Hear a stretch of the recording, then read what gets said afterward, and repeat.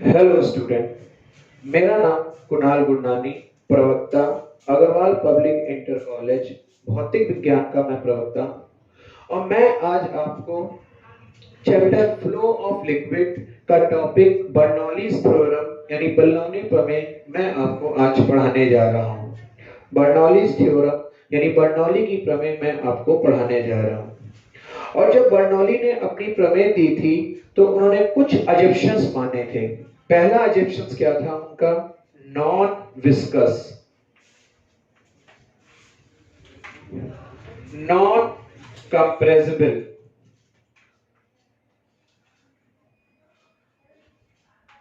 Streamline and frictional less flow, frictional free flow.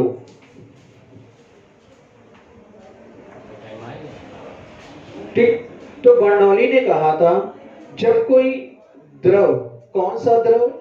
अशांत तथा असंपीत द्रव किसी नलिका से धारा रेखीय प्रवाह में प्रवाहित होता है। जब कोई, कौन सा द्रव? अशांत तथा असंपीत द्रव किसी नलिका से धारा रेखीय प्रवाह में प्रवाहित होता है तो प्रति धारा रेखीय प्रवाह में प्रवाहित होता है तो प्रत्येक बिंदु पर प्रति एकांक आयतन की सभी ऊर्जाओं का योग नियत होता है। तो प्रत्येक बिंदु पर प्रति एकांक आयतन की सभी ऊर्जाओं का योग नियत होता है। अब दिमाग में आता है सभी ऊर्जाएं कौन सी? दाब ऊर्जा, गतिज ऊर्जा, स्थितिज ऊर्जा।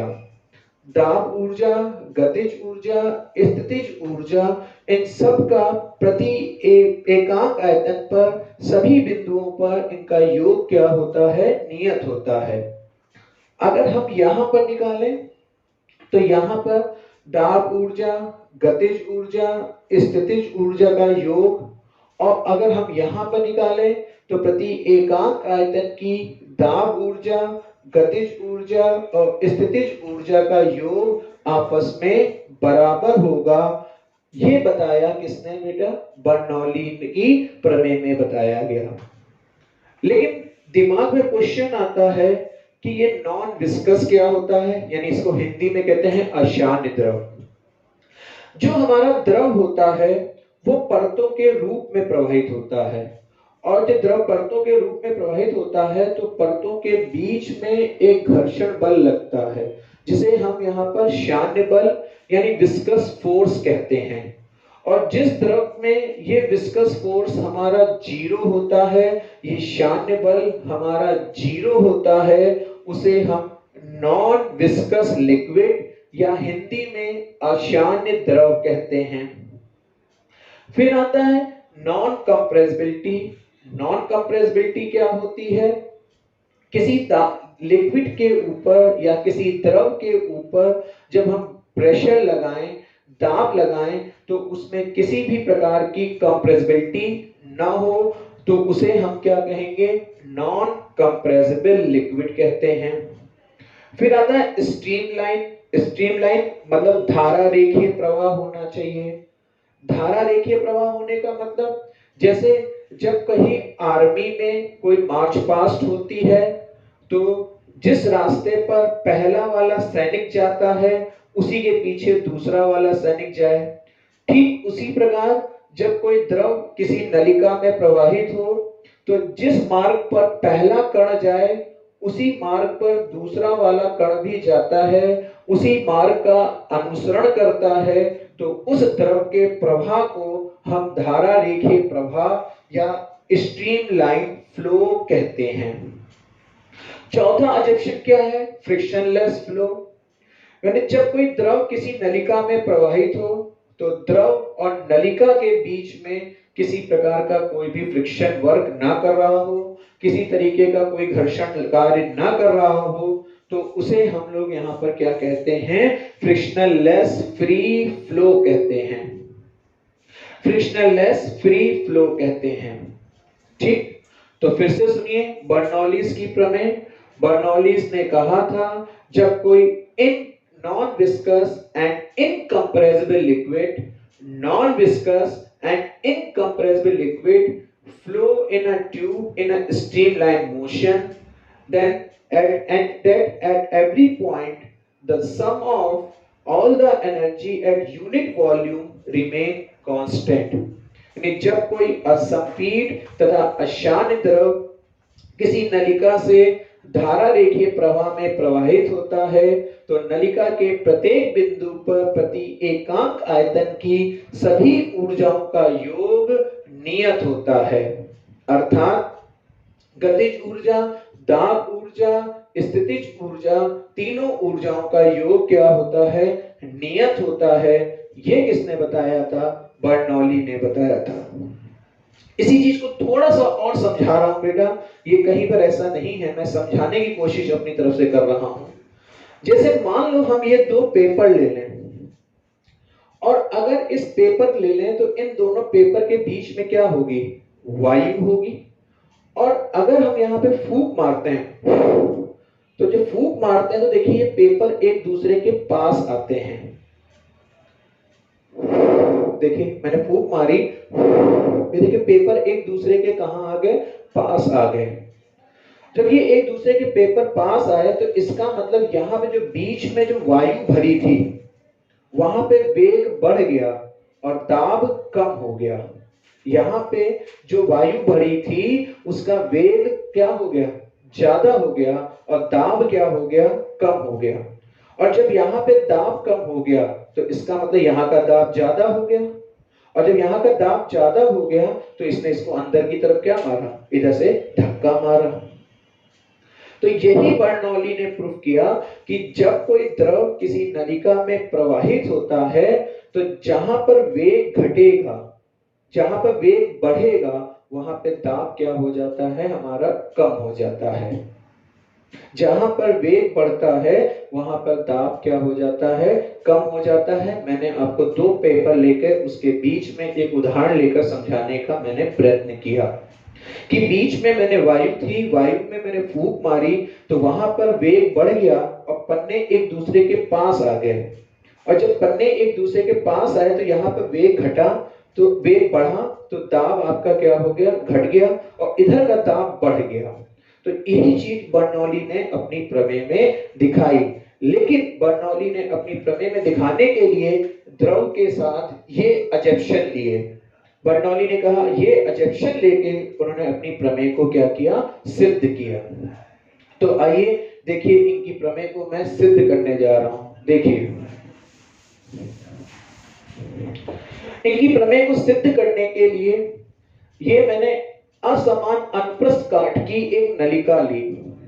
असमान अनुप्रस्थ काट की क्या ली बेटा? एक नलिका x y, इसका पहला सिरा x, इसका ये दूसरा सिरा y।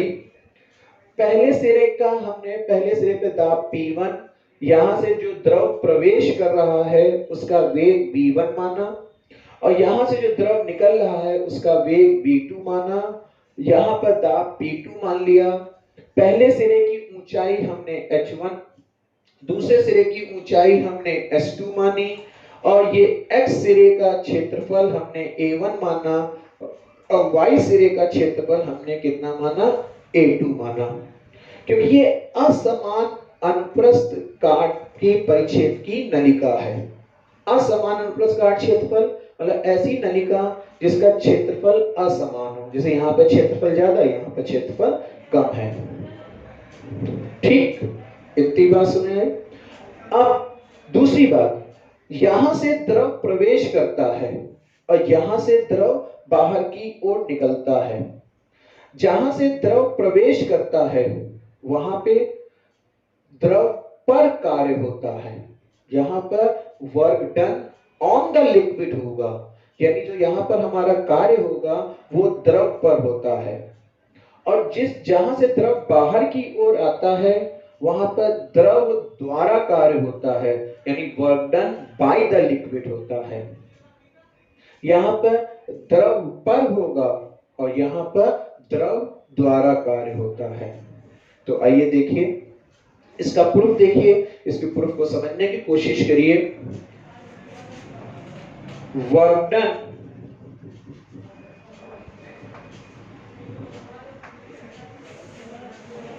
Work done work done by the liquid, sorry work done on the liquid, यानी पहले सिरे पर द्रव पर कार्य होता है। Work done on the liquid through and X. Okay, तो work done on the liquid through and X in 1 second, यानी जो यहां से द्रव प्रवेश कर रहा है, तो द्रव पर किया गया, हम क्या निकालने जा रहे हैं, कार्य निकालने जा रहे हैं। द्रव पर किया गया कार्य निकालने जा रहे हैं। यहां से जो भी द्रव प्रवेश करेगा तो द्रव पर कार्य होता है, और यहां से जो द्रव निकलता है तो द्रव द्वारा कार्य होता है। तो वही मैंने यहां पे लिखा, work done on the liquid through and X in 1 second. तो बेटा आपने एक सूत्र पढ़ा होगा, कार्य बराबर बल गुणे विस्थापन। कार्य बराबर यानी work equals to force into displacement, ये आपने एक सूत्र पढ़ा होगा। और फोर्स किसके बराबर होता है, प्रेशर इनटू एरिया के। और फोर्स किसके बराबर होता है, प्रेशर इनटू एरिया, दाब गुणे क्षेत्रफल इनटू डिस्प्लेसमेंट। ठीक, तो इस सूत्र का प्रयोग करते हैं तो यहां पर हो जाएगा प्रेशर P1, एरिया A1, और यहां पर वेग हो जाता है V1। अब कहोगे सर यहां तो हमने डिस्प्लेसमेंट लिया और यहां पर वेग लिख रहे हैं, तो बेटा यहां पर हम सूत्र लगाते हैं। यहां पे यानी विस्थापन लिया और यहां पर वेग लिख रहे हैं, यानी डिस्प्लेसमेंट लिया और यहां पर हम वेलोसिटी लेते हैं। तो यहां पर हम फॉर्मूला लगा देते हैं, velocity equals to displacement upon time. Velocity equals to displacement upon time, यानी वेग बराबर विस्थापन बटे समय अंतराल, और समय हमने यहां पर 1 सेकंड ले लिया, जिससे हमारा विस्थापन और वेग आपस में बराबर हो जाता है। तो यहां पर हमारा क्या बना, work done on the liquid through and X in 1 second equals to P1 A1 V1। इसी तरीके से work done by the liquid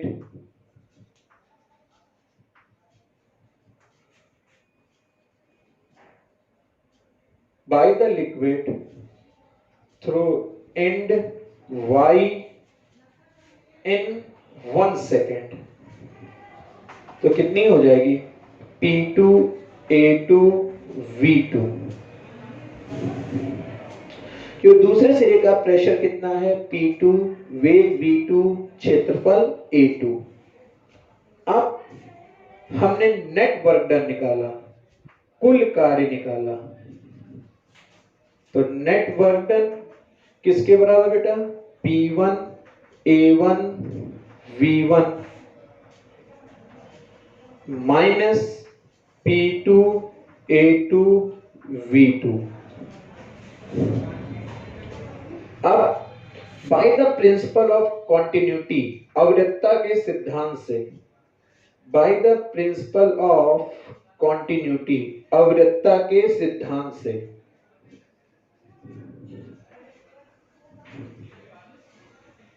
क्या होगा, A1 V1 बराबर A2 V2, A1 V1 बराबर A2 V2।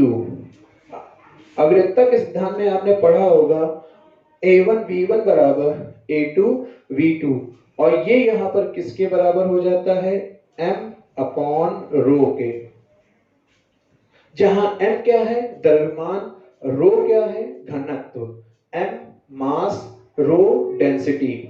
ये वैल्यू उठाओ यहां पे रख दो इसकी जगह पर, तो अब क्या आ जाएगा, net work done equals to P1 m upon rho, इसको यहां पे रख दीजिए, तो क्या हो जाएगा, P2 m अपॉन रो। अब m अपॉन रो को कॉमन ले लो तो अंदर क्या बचेगा, P1 minus P2, that is the equation number first. तो यहां पे क्या निकाला हमने, work done on the liquid through end x in 1 second, work done by the liquid through end y in 1 second। यहां पर work done on the liquid हुआ, यहां पर work done by the liquid हुआ, उससे हमने नेट वर्क डन निकाला यानी कुल कार्य निकाला। फिर by the principle of continuity अविरतता का सिद्धांत लगाया। तो A1 B1 बराबर A2 B2 m अपॉन रो के, m मतलब मास, रो मतलब डेंसिटी, द्रव्यमान बटे घनत्व, उसको यहां पर हमने रख दिया और ये हमारा यहां तक आ गया और ये बन गई समीकरण नंबर 1। ठीक, अब आगे देखो, अविरतता के सिद्धांत के अनुसार जहां पर क्षेत्रफल ज्यादा होता है तो वहां पर वेग कम होता है, और जहां पर क्षेत्रफल कम होगा वहां पर द्रव का वेग क्या होगा, ज्यादा होगा। अब जरा गौर से देखो, यहां पे जब वेग ज्यादा है, यहां पे देखो गौर से, जरा वेग कम है तो यहां पे गतिज ऊर्जा कम होगी, और यहां पे देखो जब वेग ज्यादा है तो गतिज ऊर्जा हमारी क्या होगी, ज्यादा होगी। यानी जब द्रव x सिरे से y सिरे की ओर जाता है, जब द्रव x सिरे से y सिरे की ओर जा रहा है तो वेग में वृद्धि हो रही है, जिससे गतिज ऊर्जा में भी क्या होगी, वृद्धि होगी। x से कहां गए हम, द्रव किधर प्रवाहित हो रहा है, x से y की तरफ, तो वेग में क्या हो रही है, वृद्धि हो रही है, जिससे गतिज ऊर्जा में भी हमारी क्या होगी, वृद्धि होगी।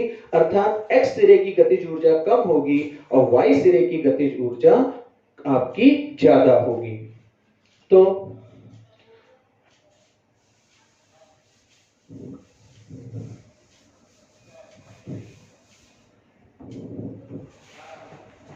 क्या लिखेंगे हम लोग, kinetic energy of X end, तो कितनी होगी, हाफ एम v1 स्क्वायर, और kinetic energy of Y end कितनी होगी, हाफ v2 स्क्वायर। यानी x सिरे पे द्रव की गतिज ऊर्जा, y सिरे पे द्रव की गतिज ऊर्जा कितनी आ गई, half M v1 square minus half M v2 square. और गतिज ऊर्जा में क्या हो रही है, वृद्धि हो रही है, तो क्या लिखेंगे, इंक्रीज इन काइनेटिक एनर्जी, गतिज ऊर्जा में वृद्धि, increase in kinetic energy equal to कितना होगा, half M v2 square minus half M v1 square.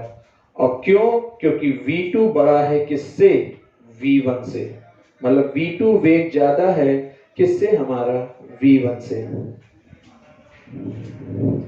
याद है, क्लियर हो गया। अब जरा गौर से देखो, ये x सिरा है और यहाँ पर ये y सिरा है, और x सिरे की देखो ऊंचाई ज्यादा है और y सिरे पर हाइट क्या है बेटा, कम है। तो यहाँ पर स्थितिज ऊर्जा ज्यादा होगी, यहाँ पर स्थितिज ऊर्जा क्या होगी, कम। तो इसका मतलब स्थितिज ऊर्जा में क्या आएगा, कमी आएगा, यानी स्थितिज ऊर्जा हमारी क्या हो जाएगी, डिक्रीज हो जाएगी, घट जाती है। यानी पोटेंशियल एनर्जी में क्या आता है, डिक्रीज, क्योंकि law of conservation of energy से energy neither be created nor be destroy but it change from one form to another. Energy को ना ही हम उत्पन्न कर सकते हैं और ना ही नष्ट कर सकते हैं, बस उसे एक रूप से दूसरे रूप में क्या करते हैं, परिवर्तित करते हैं। तो सिमिलरली वैसे ही काइनेटिक एनर्जी में क्या हो रही है, वृद्धि हो रही है, तो पोटेंशियल एनर्जी आपकी क्या होगी, घट जाएगी, डिक्रीज होगी, क्योंकि एनर्जी को ना ही हम उत्पन्न कर सकते हैं और ना ही हम नष्ट कर सकते हैं। Energy neither be created nor be destroy. तो एक गतिज ऊर्जा बढ़ी तो स्थितिज ऊर्जा घटेगी। तो देखिए जरा ध्यान से, तो क्या लिखेंगे, पोटेंशियल एनर्जी एट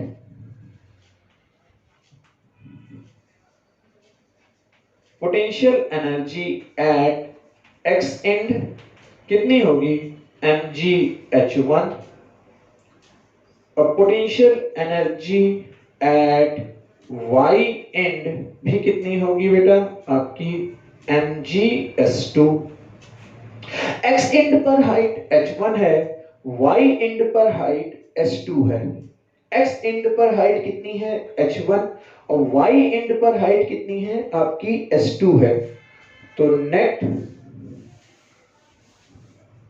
तो अब पोटेंशियल एनर्जी में क्या आया डिक्रीज, तो डिक्रीज इन पोटेंशियल एनर्जी कितनी होगी mgh1 माइनस mgh2। तो mg को कॉमन ले लीजिए तो अंदर क्या आ जाएगा h1 माइनस h2। तो law of conservation of energy, ऊर्जा संरक्षण सिद्धांत से ऊर्जा ना उत्पन्न होती है ना ही नष्ट होती है, बस उसे एक रूप से दूसरे रूप में क्या करते हैं परिवर्तित। तो जब द्रव यहां से प्रवाहित हो रहा है तो आपकी गतिज ऊर्जा बढ़ रही है और स्थितिज ऊर्जा आपकी घट रही है। तो हम यहां क्या लिखेंगे net increase in energy. Net increase in energy निकालें तो कितनी आएगी बेटा आपकी half m v2 square minus half m v1 square minus mg bracket में h1 minus h2, that is the equation number second. तो ये हमारी क्या आ गई नेट इंक्रीज इन एनर्जी। और इससे पहले हम नेट वर्क डन निकाल चुके हैं। इससे पहले हम क्या निकाल चुके हैं नेट वर्क डन, और ये हमने क्या निकाला नेट इंक्रीज इन एनर्जी निकाला। और नेट वर्क डन से इक्वेशन 1 बनी थी और नेट इंक्रीज इन एनर्जी से इक्वेशन नंबर 2 बनी। तो अब देखो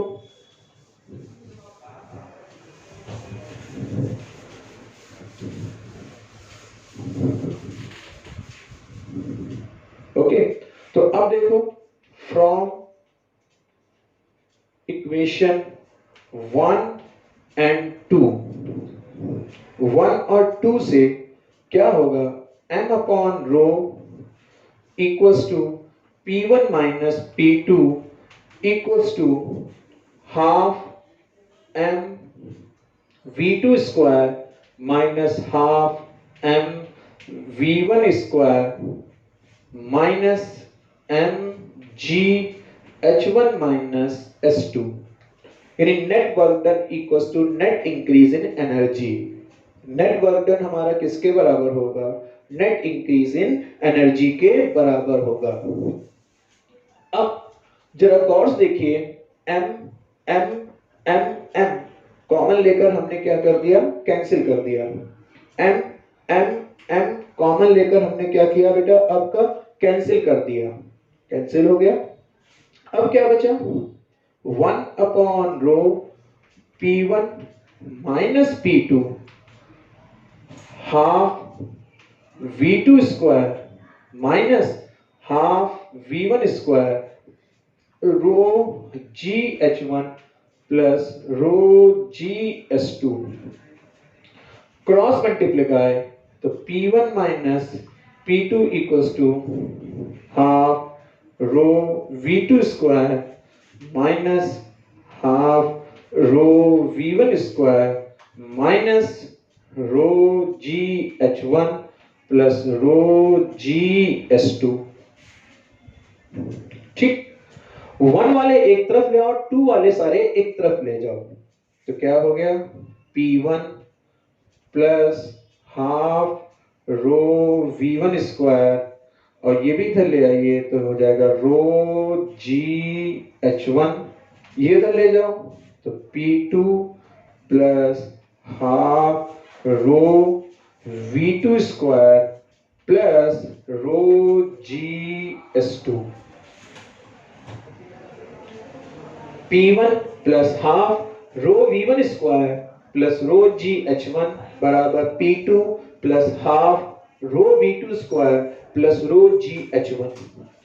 P1 x सिरे की दाब ऊर्जा एकांक आयतन की, हाफ रो V1 x सिरे की एकांक आयतन की गतिज ऊर्जा,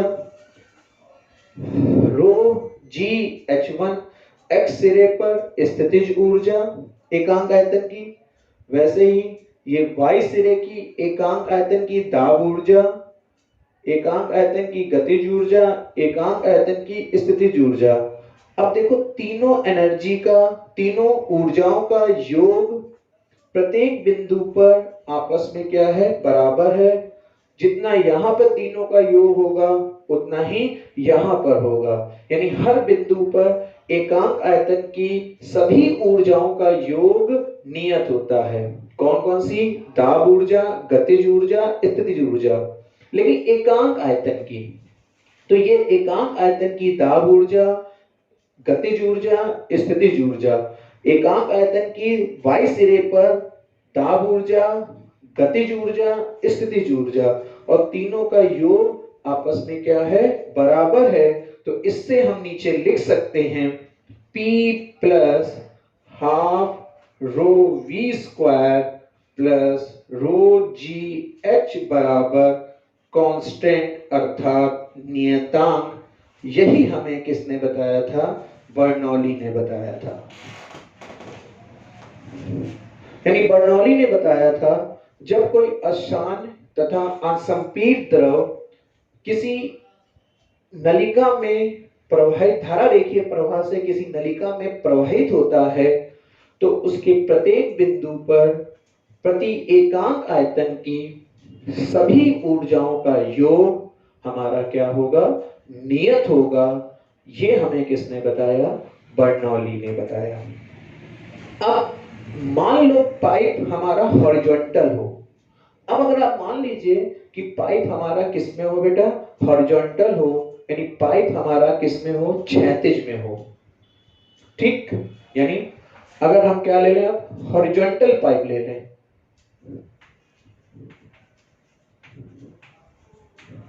और जब बेटा हॉरिजॉन्टल पाइप ले लोगे तो H1 किसके बराबर हो जाएगा?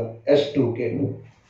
यानी ये H1 और H2, और ये पाइप किस पे रखा है? क्षैतिज पर रखा है, तो H1 बराबर कितना हो गया? H2। और जब H1 H2 के बराबर हो गया तो ये पद और ये हमारा हट जाएगा, तो अब क्या बचेगा? P1 plus half rho V1 square plus P2 plus half, sorry बराबर, यहाँ बराबर का साइन होगा, बराबर P2 plus half rho V2 square. यानी हम नीचे कह सकते हैं P plus half rho V square equals to constant.